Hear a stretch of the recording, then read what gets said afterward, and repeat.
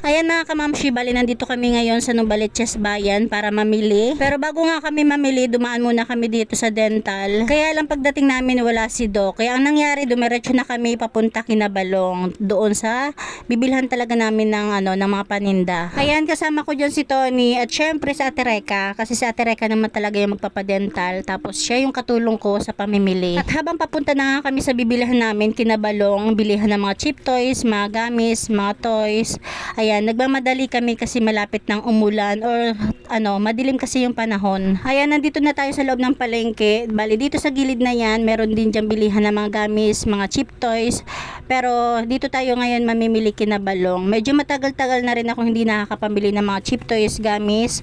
Bali, ngayon na naman lang dahil meron tayong bagong paglalagyan. Ayan, nandito na tayo Kinabalong. Balong Edmads Party Needs. At pagdating nga natin dyan, ayan, at sinimulan ko ng pumili-pili, maghanap-hanap ng mga paninda. Halos lahat is kinuha natin, pero hindi naman lahat kasi magkano lang naman yung budget natin. Yung mga alam lang talaga natin na mabibili sa mga bata or mabili sa mga bata. Lalong-lalo na kapag may bago sa paningin ko, yan, hindi talaga pwedeng hindi kukunin. Kasi kahit mga customer natin, kapag bago sa paningin nila, talagang binibili din nila. Andun din kasi yung excitement at curiosity talaga ng mga bata. Kahit sino naman talaga, diba? Kahit nga tayo eh.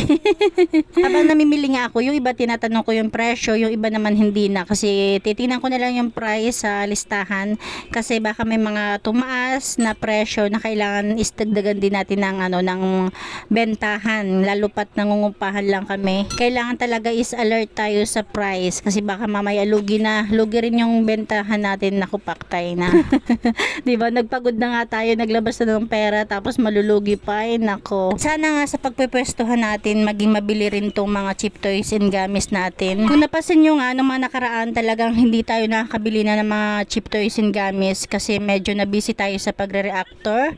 At sana, ayan, mapagtuunan din natin ng pansin to kasi mahirap na. Kailangan natin ng mga extra income kasi may nangupahan, tapos medyo malaking pamilya, ayan. Kailangan talaga natin ng mga extra racket or extra pagkakakitaan. Kasi kung sa sahod lang ng asawa natin tayo maghihintay at aasan, ako tayo lang din yung kawawa kasi tayong mga babae naman yung nagbabudget. At alam nyo ba mga kamamshi, dun sa lilipatan namin napakaraming tindahan, kaya ang naisip ko, ang una kong ilagay is mga ganito, mga cheap toys, gamis, saka na ako maglalagay ng grocery siguro, pagmamasdan ko muna kung maraming maghahanap kasi kahit dito sa tindahan ko talaga nag-umpisa lang naman ako sa mga cheap toys and gamis hanggang unti-unti naglagay ako ng grocery.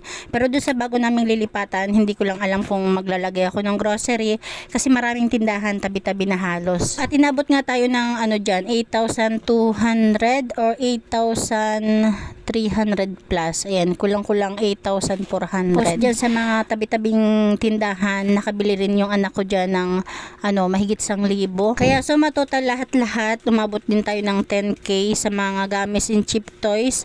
Tapos pumunta pa kami sa grocery, sa Omi Merchandise, nakabili rin tayo doon ng mga ng mga chichirya.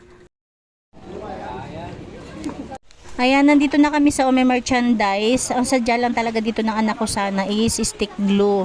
Kaya lang sabi ko, nandito na rin lang naman kami. Bibili na ako ng chicheria na dapat sa Pure Gold kami mamimili mamayang gabi pa. Pero sabi ko sayang naman kasi magpapa-special na rin kami ng tricycle para sulit naman yung bayad namin, di ba? At dito naman sa Omi, inabot ang pinamili namin ng 2,200 plus. Mga chicheria lang yan, tapos lighter, yun. Oh, di ba? Ang galing ng videographer ko. At ito na yung mga napamili namin sa Omi Merchandise. Tapos ito namang dala-dala ni Kuya is Kinabalong. Ayan.